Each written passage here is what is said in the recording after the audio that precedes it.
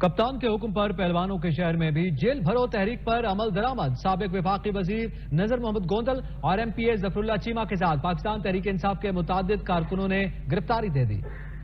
پاکستان تحریک انصاف کی جیل بھرو تحریک جاری گجرانوالہ میں نذر گوندل سمیت متعدد کارکنوں نے گرفتاری دے دی. Chairman P T I Imran Khan کی کال پر لاہور اور راولپنڈی کے بعد گجرانوالہ میں رہنماؤں کی کارکنوں کے ہمراہ گرفتاریاں. سابق وفاقی وزیر نذر محمد گوندل، سابق ایم پی اے ظفر اللہ چیمہ نے رضاکارانہ طور پر گرفتاری دے دی. وین میں بیٹھنے والے کارکنوں کو پولیس لکھ کر چلی گئی.